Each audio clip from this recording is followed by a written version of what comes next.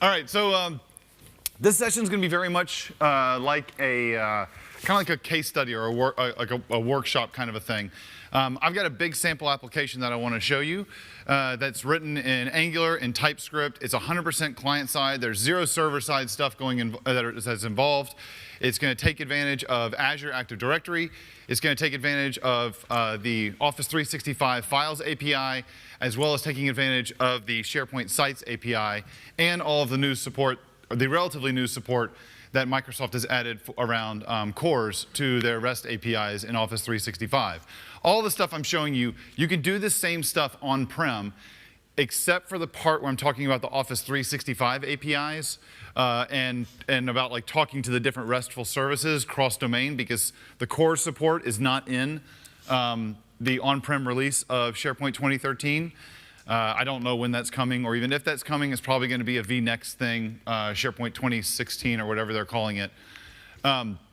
But the concept of being able to log in with Azure Active Directory and Angular apps and all that stuff, this will work on-prem or in Office 365. So the topic is using TypeScript in Office 365 Enterprise Services and Angular apps. So out of curiosity, how many of you were in my session yesterday where I talked about Angular, right? And so all of you got to see my demos not work, right? Because I rushed up on the stage at the last minute, and sure enough, it was just 2 lines that I had to run to get a local web server. I'd run all my stuff off OS X, but you have no idea with Visual Studio and just hitting F5 and launching a little internal web server and a self-signed certificate, you have no idea how much easier that is with Visual Studio. It doesn't matter what platform you're doing this stuff on, because this is just a client-side website. So you build it using any editor that you want, Visual Studio, WebStorm, whatever. There's a cool free editor out there called Brackets made by Adobe that's actually written in JavaScript. That's pretty good. So, but at any rate, my name is Andrew Connell. You're going to be able to find the sample that we're going to look at in this session at that URL right there. This application we built, a guy named Dan Wallin and I. We built this for Microsoft. It's in a repository up on GitHub called Training Content that's owned by the Office Dev group. And there's also a hands-on lab and a lot of detail walking through that. So we'll go through this session and then just know that there's additional information where you can grab more stuff for this sample. My name is Andrew Connell. I've been doing this SharePoint stuff. I've been doing SharePoint stuff for way too long now, like I think 11 or 12 years now. I'm really enjoying this new way of doing Office/SharePoint development, where we are encouraged to do all of our stuff outside of SharePoint, be that in the client or be that server side somewhere else. Hosted on IIS, hosted in Azure, hosted in AWS, doesn't matter where it is, okay? I personally really like the client side piece to it and working with Angular, and that's what we're going to talk about today. And I also have a podcast that I co-host with a guy named Chris Johnson, who's in charge of the Office developer group at Microsoft, where we talk about cloud-related stuff. And hopefully I will see some of you walking around tomorrow, because we're going to try and get some, I am going to try and get some sound bites, and you guys just ask like 5 minutes. How's the cloud impacting your life, right? No stoners, that's not what I'm looking for. But how's the cloud impacting your life? Azure, Office 365, AWS, I don't really care. I'm curious to hear how get some stuff and use that for our show next week. Because I have no other topic to talk about, and we're going to miss a week if I don't get some of you guys to help talk to me. So what are we going to talk about? First, we're going to talk about TypeScript, the what and the why. And then we're going to look at the how part of TypeScript. Why should you care about this? Then we're going to dive in, just talk a little bit about Office 365 Enterprise Services. Now, why do I call it that? I like to think of Office 365, as a developer, I like to think of Office 365 and SharePoint as part of Office 365 as, I call it EPAS. So if you're familiar with the cloud terms, you've got something called like IaaS, infrastructure as a service. That's hosting virtual machines in the cloud. You've got something like software as a service. That's Office 365 or Salesforce.com. Basically services that you pay a subscription to and you use their software. The other option is PaaS, platform as a service, and that's basically giving us all the tinker toys and building blocks to build applications in the cloud. Azure's got it, AWS has it, Google's working on their cloud and getting it up to speed as well. I like to call this EPaaS because it's enterprise platform as a service, being it that it's going to give me things like user profile, it's going to give me things like search, BCS, it's going to give me things like list data, workflow. There's tons of things that you're going to, Office Graph, tons of things that you're seeing a lot of the other developer presenters talk about here. We can take advantage of that in our own applications because we have a REST API that we can talk to. So I like to consider it as I'm going to build my own app, and I'm going to facilitate a lot of the things in my app by leveraging some of the features that we have in Office 365. And then at the very end, that's when I'm going to dive into the big demo talking about TypeScript, Office 365, and Angular. So how many of you are server-side developers primarily, or that's your primary background? The vast majority of you. All right, how many of you, and don't lie on here, there's 2 questions coming, and because the answer is always the same, I can tell if somebody's lying. How many of you are really good JavaScript developers? Yep, 2 liars down here, right? Right? Now, or how many of you kind of fall into the camp of JavaScript like I am, which is I've just been hacking my way through it for the last decade because I saw some site that had a cool drop-down, so I viewed source, grabbed it, put it in, and then put alerts all over the place to see if it would work. Right? Yeah, we're all like, yeah, okay, that's me. It's always funny. You ask that first question. How many of you are good JavaScript developers? Yeah, I'd say I'm good. How many of you are hacky? You go, oh, yeah, that's me. So one of the challenges around JavaScript that when you're coming from a typed language like C# or VB or Java, whatever it is, one of the challenges that you have is that you're used to all of this structure.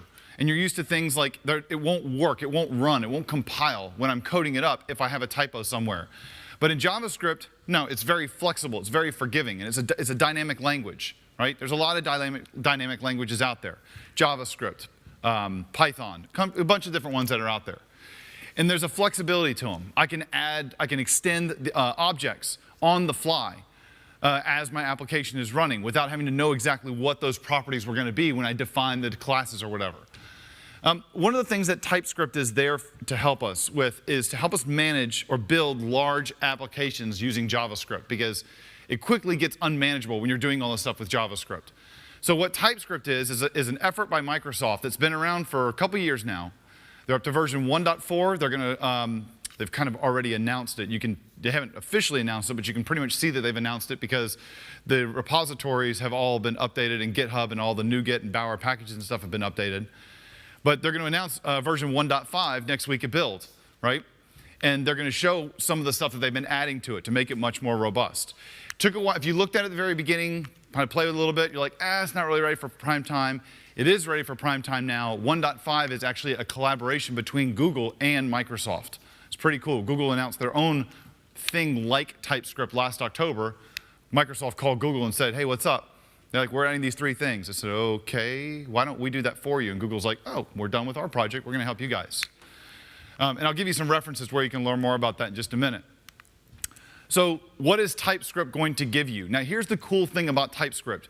You take and you use as much or as little of it as you want. If you just want the strong typing, which is what everybody always looks at first with TypeScript, then just do that. You don't care about anything else. But there's a lot more stuff that you can take advantage of. TypeScript is a superset of JavaScript. What does that mean? Well, if I go take a JavaScript file and I go compile it using the TypeScript compiler, it will compile just fine.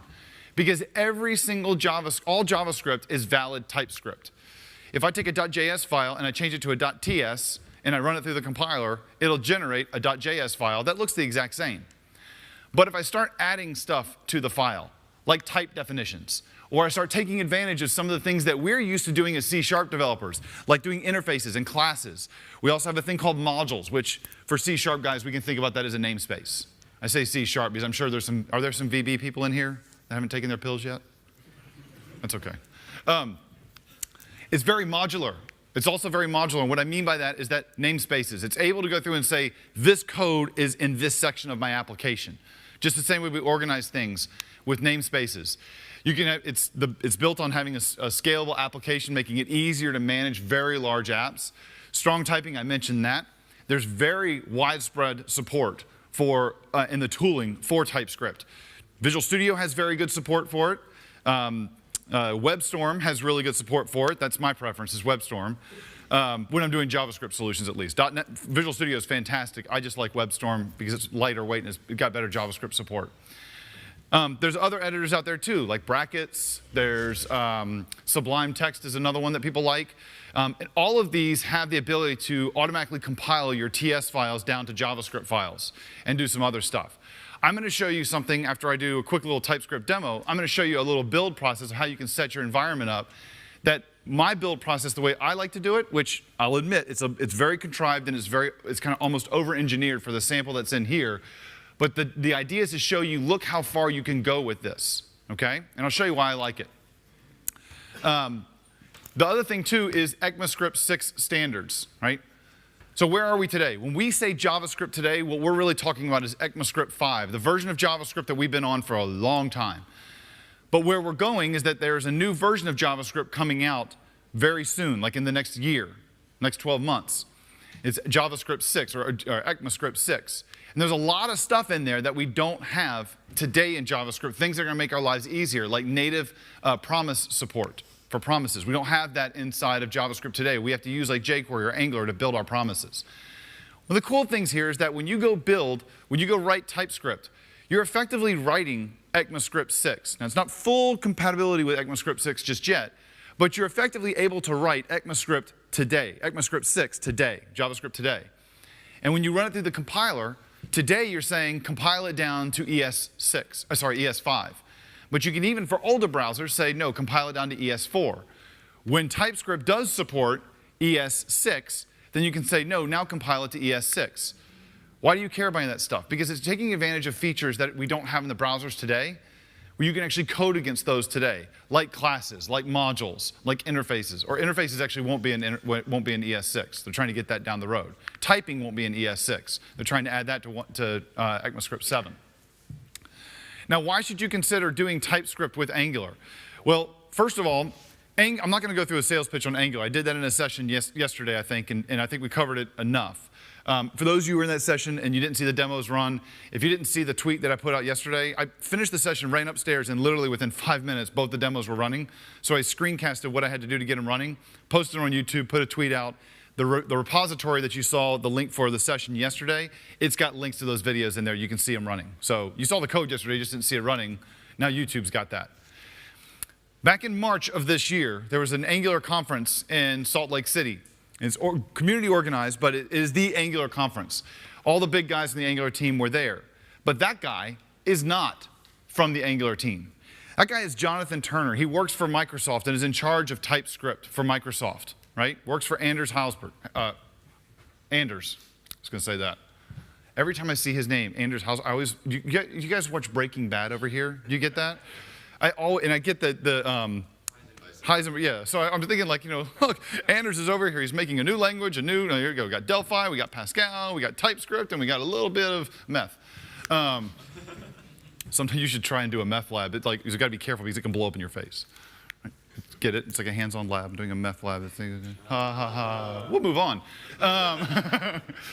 So what this link down here, this is a jump link that's going to take you straight to the day one keynote where Jonathan and the Google team were talking about their collaboration on working with TypeScript and showing you how ES6 and ES5 relate to having strong types and then also having annotations, which is a way to kind of describe your code. It's like in C# where you can use attributes on methods and objects. TypeScript 5 is going to have all of that stuff. There's a link there that talks about it in a little bit more detail between Brian Green, who's the project manager for Angular, and Igor, who is the main developer, the lead developer for Angular, and how they're taking advantage of it, and how everything with the new version of Angular, Angular 2, is being written in TypeScript. So really cool collaboration. First time I've ever seen Google and Microsoft actually collaborate on a real technology. So what is TypeScript? Well, I've mentioned some of these things. I mentioned pretty much everything on the first line. But other stuff that it's going to let us do inside of our JavaScript is use things like generics, or do things with, I mentioned modules already. We can also have type definitions. So a type definition, what that does is, like, let's say I'm using something like jQuery, right? You're in Mark's last session, you saw he was talking about jQuery. Or if you're using Angular, you're using another external library. But you don't know all the types of those things that are available to you. You want to call a function, you don't know what different parameters can be passed into that function, or what the types are for that function. And that's one of the hard things with JavaScript. Type definitions in TypeScript basically say, I'm going to annotate the library that you're using, and I'm going to give you strong typing and IntelliSense and help auto-completion and help for when you're building your application, so I can actually analyze it and give you the same kind of experience you get when you're doing like C# and Visual Studio for a server-side project. Again, compiles to TypeScript and ECMAScript 6 features. I've already gone through some of that stuff. So let's come over here and let's do a quick little demo on working with TypeScript. Now, if you've seen TypeScript before or you've seen the demo, you know that everybody always goes to the TypeScript playground. So if I go to typescriptlang.org, and let me just do a classic amateur presenter move here and start up my VM that I'm going to need in a later demo, which I should have done before we started. I'm going to come over here to click play, and what this is going to do is it gives you a place where you can write TypeScript on the left. Come on. Where you can write TypeScript on the left, and that TypeScript on the left will compile down to JavaScript on the right. So what kind of stuff can we do with this? So let's say classic JavaScript. I'll say name. Let's go through and make this, oh, a little too big there. Name equals Andrew, and we'll say age equals 24. Right? Classic JavaScript, so you can see it's just getting compiled over. It looks just like JavaScript. What if I go through and write a little function where I want to add two things together, like x and y? I want to put those two things together, and what if I say return x plus y, and then I'm going to go alert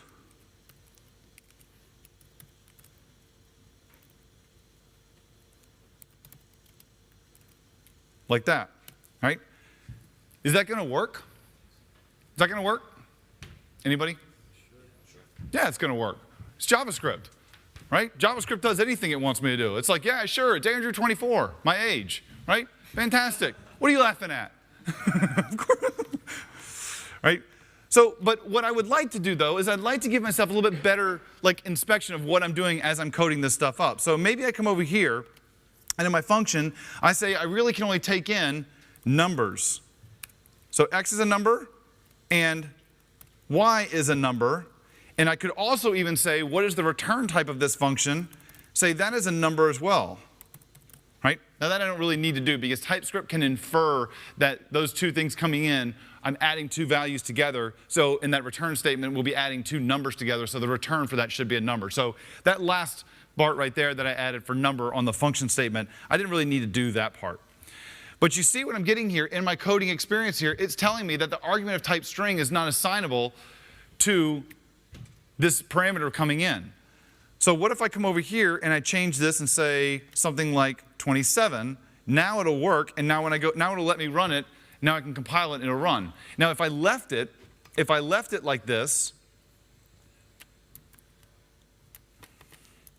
and I tried to run it, it will still run, but the TypeScript compiler will not compile this down to JavaScript. So I'm getting my old JavaScript file is what I would be running it for. So if I clicked run here, it would do the same thing it did before, right? TypeScript says, no, sorry, I can't compile that down because I'm getting a compile time error. Hey, see, question. Yeah. What it just did, you got two numbers and a string. Why did it, yeah. I can count it, well, I don't know, why did that do that? Because it's JavaScript. There you go. I said I would take questions later, so we're not going to ignore that. I don't know why they just did that. That's really interesting.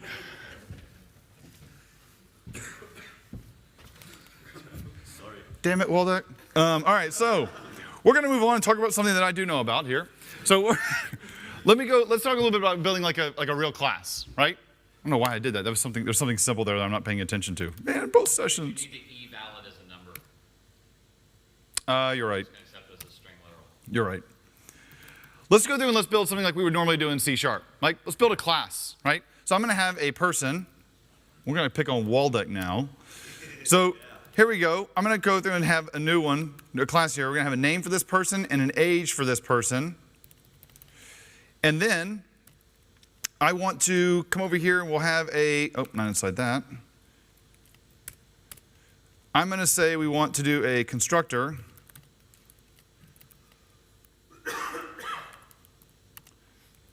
Where we take in a string value and an age, and you know what we're going to do? We're going to keep this simple. We're going to say, let's move this guy over. Can you move over at all?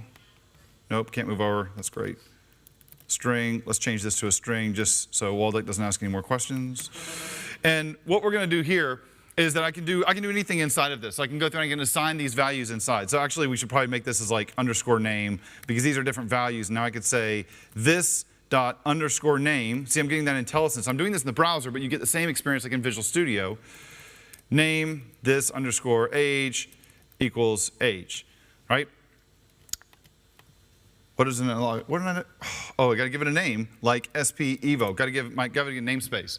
What you're seeing there is it's now building out equivalent of it's building a JavaScript module out, right? Now we don't have the idea of modules in JavaScript in ECMAScript today in ECMAScript 5, so this is compiling it down to the way it would work in ECMAScript 5. If I told it to compile it down to ECMAScript 6, then it would use the module keyword that we're going to get in the next version of JavaScript. And in here you see I'm just basically creating a namespace of SP Evo inside of this inside my JavaScript file.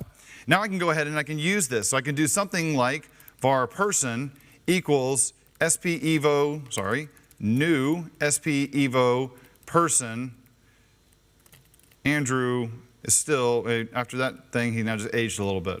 So now he's 28, right? But wait a minute, that's not working here. Why is it not working? Because it knows about this module SP Evo, but by default, everything inside of that module is showing up as private. It's showing up as private, it's not being exposed. To be able to make it a public class or expose it, I'm going to use a keyword called export. Now that will go through and will allow me export that function. You see over here, it's just using this pattern to go through and create this person object inside of it and returning that back as an object on this namespace. It's even got some other cool features to it where I can even get rid of these two internal parameters right here. I can get rid of the two things inside of here as well, and I can say, this is a relatively new thing in TypeScript, I think, by going through and marking these as private, and that's essentially making internal getters and setters for this, right? Let's get that wrapping going a little bit. Gotta love these presenter screen resolutions. But you see now where I'm able to pass that in. Also notice that I'm trying to pass in a number 28, and I'm getting a little red squiggly there. It's because it's expecting a string, right? Pretty cool, right? Pretty simple, right? All right, so let me jump back to the slides. Let me talk a little bit more about how TypeScript. How TypeScript. All right, so I talked a little bit about the editors. You have full wide support across almost all of the different web editors that you're going to be using today. Your Visual Studio, WebStorm, I talked about brackets. Sublime is like just an open text editor that you can take advantage of as well. But think about it like this. You can use any of the different editors and they do some cool stuff for you, but there's also a way to automate your build process using some open source tools that are out there. Now, Microsoft has a tool called MS Build, and you've probably all seen how that works. It's just an XML-based declaration of what different tasks that you want run. And then we also have an open source different build process that's out there as well, one called Gulp and one called Grunt. You gotta love these names these different libraries come up with. Grunt is very much like MS Build, where you define a configuration for what your tasks are when you want to run your build configuration, whereas Gulp is more like you're writing JavaScript. Now, I prefer that over using something like MS Build or Grunt. I prefer using Gulp because now if I'm building a web application and my web app is going to be using JavaScript in the client, I would prefer to be using the same language I'm writing my application with to also write my entire build process, and that's using Gulp. So I'll show you how I've gone through and I've set up a Gulp file with some different tasks on how to clean up your JavaScript, how to clean all the stuff that's been built, how to generate the JavaScript from TypeScript, how to build the source maps so that if I'm in the browser and I want to do a breakpoint on something, I do a breakpoint on the JavaScript file, but the different browsers will actually open up the TypeScript file and set the breakpoint on the TypeScript file as I'm actually going through and doing the live development. Visual Studio will do it as well, but once you've deployed your application, it's a little bit harder to set up the remote debugging with Visual Studio to track that kind of stuff. So this is a cool little tool to see how the source maps work, all right? So let me show you a little bit of this. So first, I'm going to come over to my virtual machine that we just warmed up a second ago. There you go, you guys can see that. Now this is just a very simple, well, I don't want that. This is just a very simple file new project, web application, and then I added MVC to it. All I really want here is just the ability to come in and add a new file that's going to be a TypeScript file. And we'll just leave it called file1, all right? Now, the experience you get in Visual Studio is that it's very much the same one that you saw in the browser just a minute ago, to where if I just come over here and say var name equals Andrew, and then we'll do something like function add x, which is a string. Let's not do that. Let's do, oh, forget. Let's just keep the same thing we did, even though it's not going to look right. and y as another string.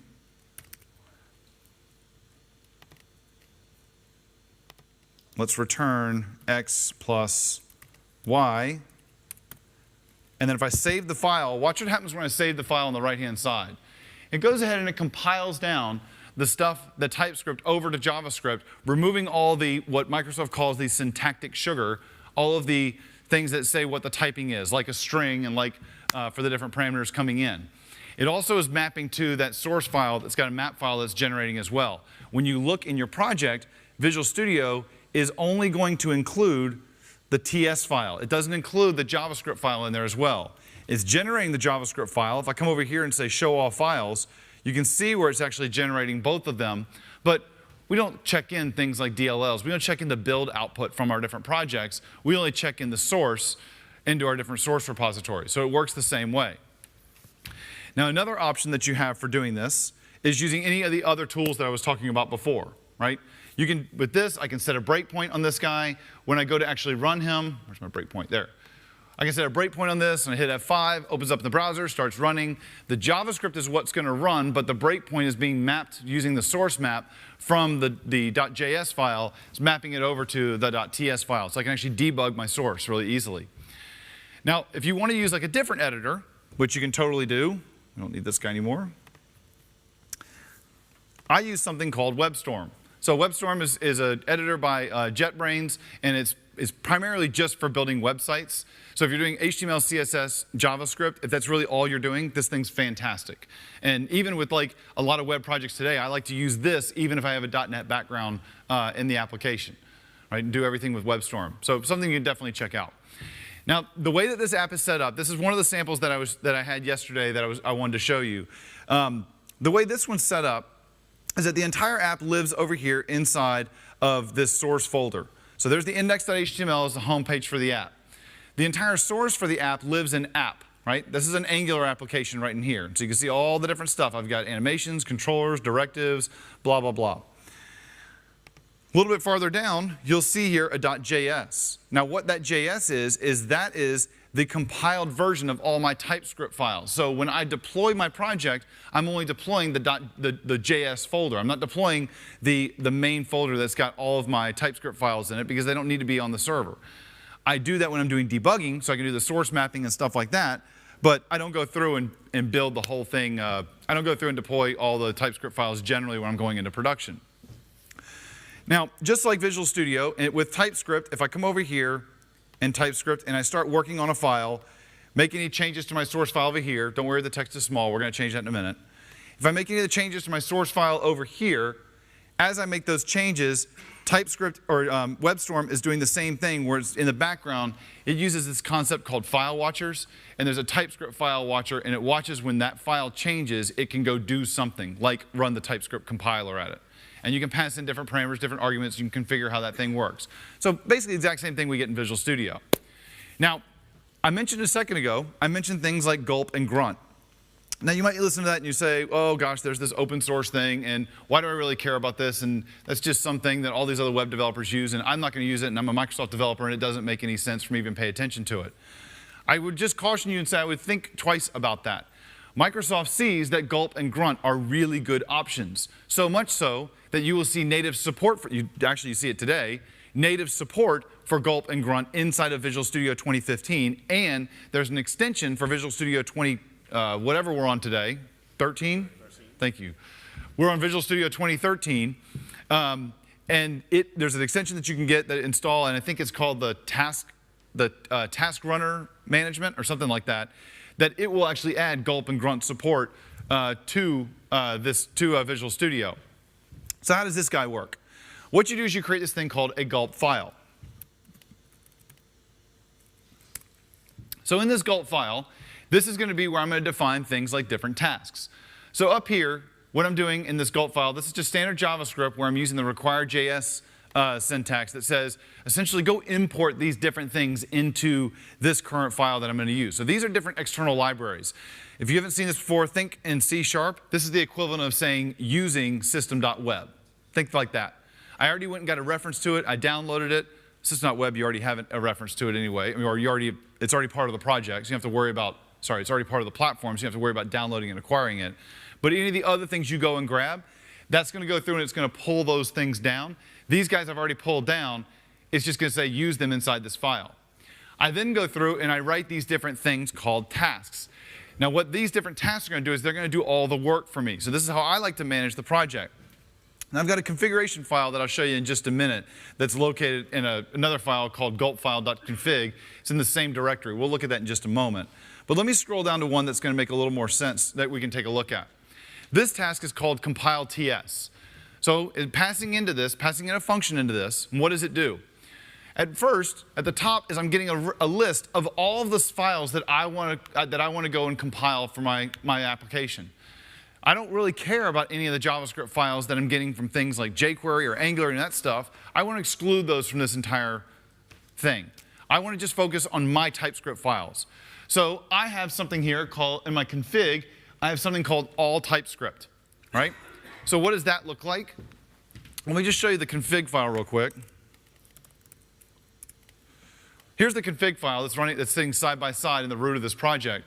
Creating an object called gulp config, and you see there I've got a property called source. I've got a property called source app. Where's the actual source of the application live? Where am I going to put all of the outputted TypeScript, right? That's going to go in the /js folder. Where's all my TypeScript? That's look in the source app. So /source/app/ the ***. I'm using something called a glob pattern. It's basically just saying, look in any directory in here, and then look for any file named .ts. That's part of the grouping that we're going to grab. I've got some other references that you see down here, this typing stuff we're going to look at in just a minute. This is going to make it easier for you, simplify your life in building applications. You're really going to want to take advantage of it with Angular. So let's go back to our gulp file. Now, right here, what are we going to do next? Let's see, that's not where we wanted to be. We want to be down here on compile. So lines 40, 41, and 42, I'm saying let's get an array of all the files we want to go grab. So I'm saying go look for all the TypeScript files, and then I also want you to go grab the file that I'm going to reference called library TypeScript definitions and app TypeScript references. I'll explain what those are in just a minute. Let me get through this piece first. I'm going to create a thing called the result object, and what I'm going to do is I'm going to tell gulp to go read in all those files. So what's the source it's reading through? You can think of gulp very much like a pipeline. It is a pipeline. It does everything in memory, so it's going to pull all this stuff in, and then I tell it do this, and then do this, and do this, and do this. And I can tell as many things to do, and once it's done, at the very end of the pipe, I say, where do you put everything? So where you put everything is this part down here at the very bottom where you see gulp destination. Where does all this stuff go now that I've done some processing to it? You can use gulp for things like minification, for concatenation. I use it to go through and add extra comments to stuff at the head of all my files. I also have it go through and build these two files up here dynamically every time I run the application. And I'll show you where that works in a second. So down here, I'm telling it, once you get all those files, let's go through, and in the first section of the pipe, I'm going to say, let's go take a gulp plugin that I got called source maps, and let's initialize it. And what that's going to do is it's going to say, okay, as we compile these TypeScript files, I need to create a source map for each one of these guys to keep track of the work that I'm going to do, so that when I output all this JavaScript, I have a source map to go with it. So when someone puts a breakpoint on JavaScript, that breakpoint can be mapped to a specific place inside of my TypeScript. Then I'm going to say, go run the TypeScript compiler, which is another plugin that I referenced at the very top that I got through gulp. I'm grabbing the TypeScript compiler, and I'm passing in some parameters, like go build for ECMAScript 5. Want to see what ECMAScript 6 looks like? When TypeScript 1.5 comes out, well, it's out right now. You can go get it as alpha. You can change that to ES6, and poof, you can see what the JavaScript would look like in ES6 and how in the browsers that would support that. The declaration files, do I want that? In this case, I don't. Those are building type definitions for me. I don't really care for it to do that to my code. It's kind of like saying, I don't need to create an SDK for other people to work with my application. But I want the SDK for things like Angular and jQuery. There's no external resolve. That just basically says, if there's any references to any other files that are out there, don't go try and fetch those dynamically when you do the compilation. Right? There's times when you want to do that, but 99% of the time I find that I don't want that because it just adds complexity. Down here at the very end then, I say, all right, now that we're done, let's go write out all of the TypeScript for all the stuff that we've done. And then again, I'm going to say, go write out the source maps. I'll write out all the source maps. They're still in the pipe. And at the very end of the pipe, say, OK, now go dump all the source maps out as well. So this says, go build all the JavaScript, and then go build all the source maps. Go finish building all the source maps, and then dump everything out. To run that, it's pretty simple. I just come over to a command line, which let's come over to, we'll do, let's do a different one. I just come over to, let's see, what are we in? We're in Pres, which repository is it? Pres, my presentation. Oh, we're in repo/pres my pres, and where are we? Repos? Oh, I can't spell. Pres my. I'm just going down to the directory where the root is of that folder. CD 0365. There it is. Well, that's a long path. I'm going to say gulp compile ts, and we'll go through it. We'll gulp not found in that one. I'm in the wrong folder. Wait a minute. Think. That's not what I want. Is there a demo subfolder? Nope. I know what I did. You know what? We're going to get out of this one, and we're going to go, ta-da, Evo. Is that the one? That's not the one either. Okay, that's fine. Why didn't it do it? It's right there. Oh, there is a demo folder. I'm sorry.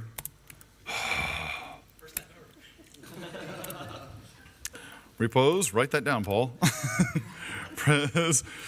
My presentation, CD 0365, CD demos. Right? Yes, right. Okay, let's make this bigger so you can see it. And I'm going to say gulp compile ts. And it's going to go through, and it's going to compile all the TypeScript. Started the task, and it finished it. Took 1.3 seconds. And now I have all that .js. I have that JS folder inside of my project. Come back over here, and I can see there's that JS file where it just generated all that stuff.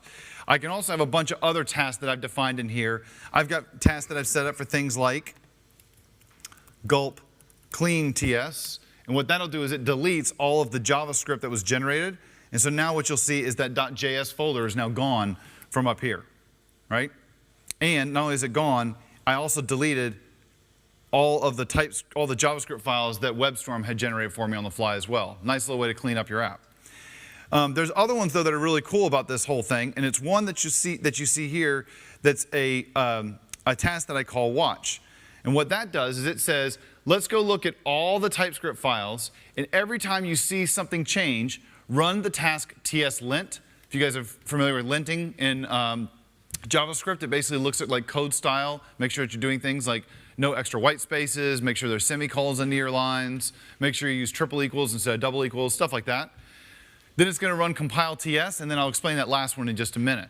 Runs all of those, so what's cool about it is that when I'm usually building my application, I'll have this thing running off to the side. I'll just say gulp off to the side. It's going to run all those things right now, but you see what it's doing is it's actually waiting, right? So it shows the timestamps right there, right next to it. So now what it's doing is it's actually waiting for a file to change. So if I come over here and I change one of my TypeScript files, like let's come over here to module, and let's remove this semicolon, which is going to cause a problem, and then I'm going to add a couple spaces right here, which is also going to cause a problem. I come back over here. What you see is it actually ran again, starting tslint, and it shows me, oh, there's two errors it found from tslint, trailing white space, missing semicolon. There's an error there, kept going. I'll usually have this up on another window, and while I'm coding, you just kind of see things going. So it's kind of like in Visual Studio, as you're building stuff, you get some intelligence as there's an error. You get that same thing when in like a WebStorm or whatever. But I have this running off to the side, so I don't have to sit there and keep saying, build the application, build the application. Did it compile errors? No. Okay, keep going. Build the application. No, this is always building it. Every time I make a change, constantly build it. Tell me if there's any errors. I see those errors popping up. You can use this, just because I'm showing you this in WebStorm, this is not a WebStorm thing. Remember, this is simply a task runner. The only thing you have to do to have this thing work on any environment, Mac, Windows, doesn't matter, is to install Node.js, Gulp is built on top of Node, and then go install Gulp. Right? Once you've done those two things, you can run the same task runner that I've got right here. You can run that on your machines as well. Okay? So pretty simple. So let me show you, let me kill this, tell this guy to stop watching. Let me explain this other thing that we have here with TypeScript, and then we'll start going through some of the actual TypeScript that we have in Angular and how it's going to make your life a little bit easier. Now, one of the things that you're going to see is that in every single one of my TypeScript files, you're going to see these references at the very top. One is pointing to a file called tsd.d.ts, and one is pointing to a file expenseapp.d.ts. D.ts is our type definitions for your TypeScript files. This is what I was referring to earlier when I said, like, if I'm using jQuery or I'm using Angular or any other library out there, I want to know what the different parameters are and different functions are that are available to me and what those parameters are expecting. Maybe even commenting that goes along with it. So these different type definitions, you can go get these guys from different sources. There is an open source project out there called Definitely Typed that what people have done is they've gone and they've built a bunch of, let me pop up the one for Angular.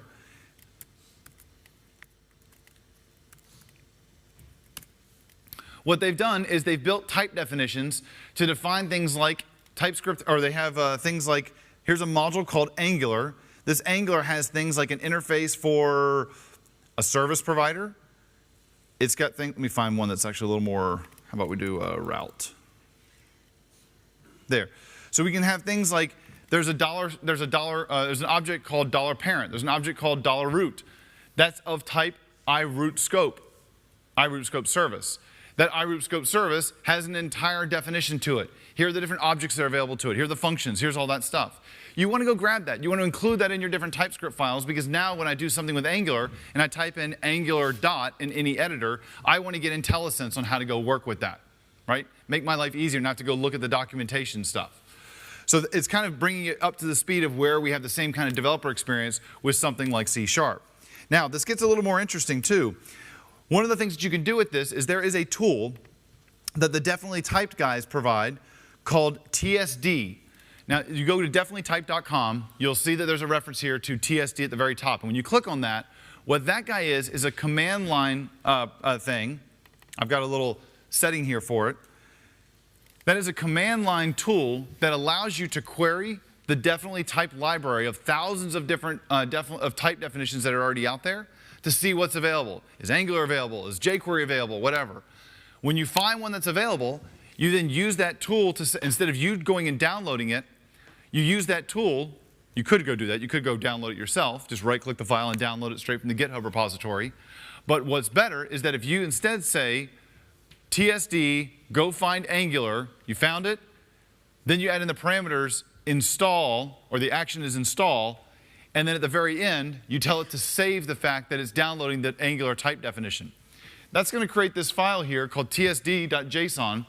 It's going to say, oh, we've already downloaded angular.d.ts. What that means is that now, what I'm not going to do is check these files in to source control. So just like in Visual Studio, when you open up a project and first thing you have to do is say, refresh, go get all the NuGet packages that are not referenced from what the other developer added. Similar thing here, go download the latest versions of all of these guys into my developer environment. I don't need to check these into source control because it's not part of my app. They're just helping me code the thing up.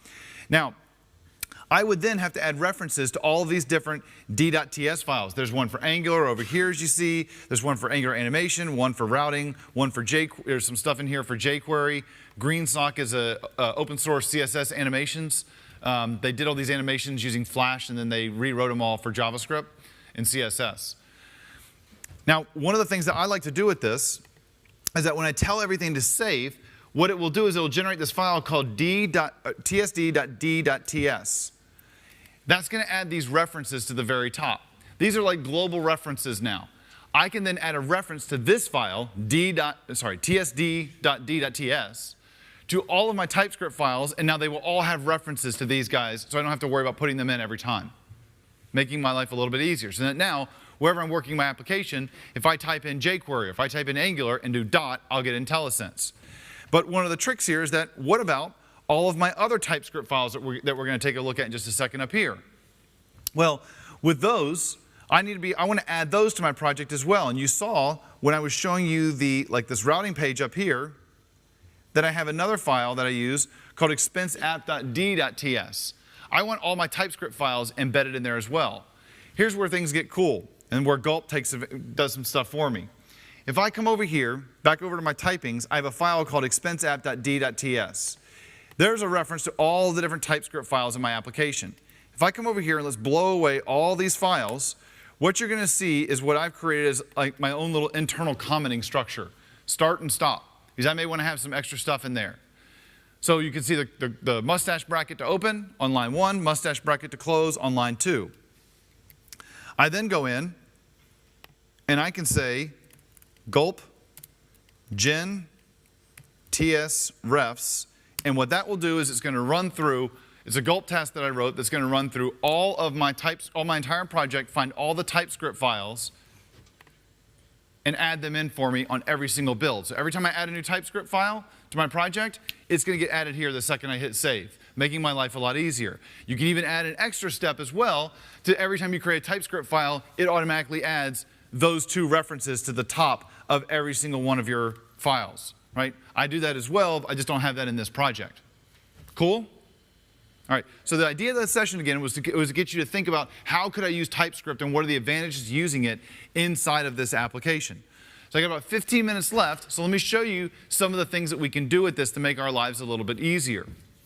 All right, so what have I done? How did I use TypeScript in building this application?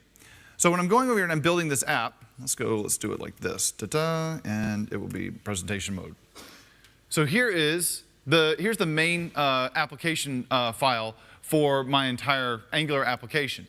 So what I'm doing is I'm creating a new application up on line 8, and I'm going to inject in a bunch of different modules into this Angular application. We're not going to go through how to do Angular stuff in here. We're going to talk about TypeScript and Angular. So if that's a little foreign to you, then we can refer to my session from yesterday if you can go back in time or wait for a video. What you see here, though, at the very top, I want to write inline immediately invoking functions, right? I want to write a function, a JavaScript syntax to say, go run this code, but don't put all the stuff that we're building, don't put it in the global scope, put it in a local scope. That line 6 up there is basically saying, go run some code, but it's not going to return anything. What code are you going to run? I'm using that lambda expression to say, go now run all this code between those curly brackets. Now that's going to compile down in JavaScript to what we refer to as an IIFE, an immediately invoking function. So if I come look at the code for this guy, we'll put our semicolon back, and I look at the JS file that was generated, you see here that it actually generated that immediately invoking function, right? And then here's where it's going to actually get executed. Get rid of the breakpoint. All right? Let's come back over here. Let's look at more of this code. Some of the other things that I did is that I want to get some intelligence for some of these things that are being passed in. So on line 12, I know that I'm passing in Angular's route provider service. And on line 13, I'm passing in Angular's HTTP provider. What I did is I used the definitely typed definitions for Angular. I type in ng, and I type that as a route provider, or I type that as an HTTP provider, so that now I get IntelliSense inside of my application. What kinds of things can you do with a route provider? I don't know, but I can just type in route provider dot, and it will start telling me all of this stuff that's defined in the angular.d.ts file, the type definition. If you didn't do that and you're doing normal JavaScript stuff, you're relying on the editor to hopefully be able to reverse engineer the JavaScript library you're working with. And if you're working with a minified library, good luck trying to figure out what that stuff does. Right? The definitely type files are really going to help you. So I've gone through here and I've typed up all of these guys. Unfortunately, I'm also using something called the ADAL.js, which is a Azure Active Directory library, application library for authenticating with Azure AD.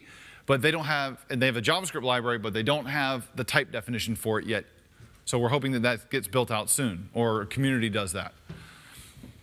So here I'm just going to go call a couple functions. Now this is all, that's fine. So you see where the value is though in this, where I'm not using these guys, their types inside of this, but these different functions that I've created over here, they're expecting something like, he's expecting an object of type route provider, and it's of type ng.route.iProvider. How did it know that it was expecting that? It did that because in the definition of that function, I told it that's the type that it's expecting. ng route iRoute provider. This is another TypeScript file that's in my application that's being used to go build out all the routing for the navigation. So what I've done here is I've created a module. So I have a whole namespace for my application called expense app. And then on line 7, I'm creating a new class. Can't do that in JavaScript. Creating an object, and I'm returning that back to the caller, right? So I'm creating an instance of this, but what I've done is I'm creating a static function here. So I don't want to have to create an instance of my routes class. That's how in the last file, I was just doing expenseapp.routes.call the configure function. Okay? Coming down here a little bit farther, there's my route provider, and I can start specifying all the different properties and stuff because there's different properties that are on this object that it understands how to take advantage of. All right? Cool so far? Cool. What do you guys like? You like it? Interested? It's a lot to kind of bite off, right? It's hard to get it. Here's one of the things. What's that? It's very different. Here's one of the things that you kind of have to get used to with it, or if you're interested in doing this, and what I would recommend. When I always heard something, I'll give you how I got into this, because I think it's pretty typical. When you hear the pitch on TypeScript at first, when you're first starting to go through and do things with JavaScript, you start to bump your head and feel some of that pain. A lot of the C# guys and everybody, we all hated it. I hated JavaScript like with a passion 2 years ago. Absolutely hated it. Thought it was absolutely horrible. Thought it was the best example of Stockholm Syndrome. Right? Why? Why do you do JavaScript? I absolutely hate this thing. But now I love it. Why? Because I have no other option to do client-side scripting and programming. Right? Silverlight's gone. I got rid of my rounded corners until Bootstrap came around. And then I lose Flash and I lose this. How do I do real programming in the client? I have to use JavaScript. Like, oh, damn it. Okay, fine, I'll do it. But you get so frustrating working with it. You hear and you see the first few demos on TypeScript, and you're like, that is going to help. That's awesome. And then you go start working with TypeScript. And you give it a few hours, and you've got this flat spot on your head from slamming it on the desk. Like, how in the hell does this stuff work? It gets hard as hell, right? It's one of those technologies that I think you've got to say, you know what? This project, we're going to start with TypeScript, and I'm going to do it with this, and just do it for a few days. After you do it for a few days, you switch back over to JavaScript, and I had the experience of, gosh, this is really frustrating, right? And now I'm more used to writing TypeScript than I am writing JavaScript. Someone's like, I don't want to do that. We're not going to do TypeScript on the project. Doesn't matter, it's compiling to JavaScript anyway. Some people say, oh, well, the code looks all messy and everything in the JavaScript. You know, it kind of does a little bit, but if you think about it, it's writing JavaScript the way that JavaScript should be written in a very spec'd out way. That's an opinion, okay? That's not a fact, but that's how they perceive it. That's how they say the JavaScript should be written, okay? So you got to give it a chance. If you want to do it, you got to give it a chance. You got to give it some time to do it, or give it some time to get used to it. Let me show you a couple other things with this because I've got about 6 minutes, right, guys? Yep. Okay. I'll make sure I don't take up your time. Let's see. What else do I want to show you here? Let me show you. Let's go over here to my controllers, and actually, that's not controllers. Let's do a service. Let's do our data service. So here, this is a standard service that's going to go talk to the SharePoint REST API. So what I've done here, I created a new class called data service that I'm exporting, and you see it's in the namespace or module expenseapp.services. I'm defining a bunch of, these are all turning out to be public properties on my service. Sorry, private properties on my service. If I want them exposed, then I would have to put the public keyword in front of them. I've got a constructor here for my class. We all know what that is. Notice here I'm typing all those guys up, and they've got the private keyword on the front. But then I'm going through and I'm defining a couple functions. By default, the functions are going to be public. They're going to be public. If I want to hide it, then I can put private on it, and I can even mark it as static. So it's treated like a real static function on a class that you would be doing stuff like with C#. The equivalent style, the equivalent syntax. It will write the JavaScript to make that work for us. You ever go through and do Ajax-style calls, and you ever get responses back like from OData, and it's always response.d.results. You get that results collection, and you got to look at all the different properties that are coming back, and you're like, okay, what came back, and how do I work with it, right? You do something with Entity Framework on the server side, A lot easier because once you've generated the model, you got all the type definitions of all the different properties and everything that's available to you. But in JavaScript, when you're doing AJAX calls, like against a RESTful service, you don't get none of that stuff. Wouldn't it be nice if you did? Abso-freaking-lutely, right? So over here, let's say I make a call. Let's see, where's one of those calls? There is states one. Yes, so states is one. So this one is not fully typed out. Let's make that open up a little bit, make it easier to read. And then response to that. Yeah, okay. So here I have a list in SharePoint called states. It's got a list of all the states and their state codes in the United States. There's a lot of states in that sentence I just said. So in line 72 there, I'm going to use the HTTP service for Angular to go get the results back. But what do you see I'm doing here is I'm taking the results that come back from that promise in line 73, and I'm typing that out to say that is an interface of type shared.ihttp data response. Now, this one is not fully typed out, but if I come over here and look at the shared interfaces, you can see here where I can define what some of the properties are that are coming back. So here, if I'm getting a single item back, then it just comes back with a data element. If I'm getting multiple items back, it comes back with a D. If I'm looking at state, and if I had a state on here, like let's say export interface of iState, it's not going to extend anything. And what we would normally have in there is a title field, and then maybe the state code, which is also a string. I could come down here and I could say, this D is going to be a collection of results, right? And it's going to be a collection of results of type iState, like that. It's going to come back with an array of states. Now, when I code like this, if I go back to that file we were just in, with the results that come back, where's the states? Right there. I come over here and I can say result dot, and I would be able to get to data. Oh, that's multiple states coming back. I would be able to go data.d. title. Or I could say state code right there. I've defined the different types inside of it, giving me better intelligence, better auto-completion into my code as I'm going through and building this stuff up. Make sense? Makes sense. A little bit easier. So you guys, if you guys want to come on up. I'm going to let them go ahead and get started up because I'm not going to show you any more of the code stuff and everything. I just want to talk for just a second here. One of the things that's cool about this is that it really helps your productivity as you're building client-side apps. This stuff, this TypeScript, Microsoft is big on this. Google is now getting big on this, which is blowing my mind. They believe it's the right way to go, and TypeScript is also influencing something called, I think it's the TC39, which is the committee that is building out the spec and the requirements for all the stuff that they're doing, that they're building out for the next versions of JavaScript or ECMAScript.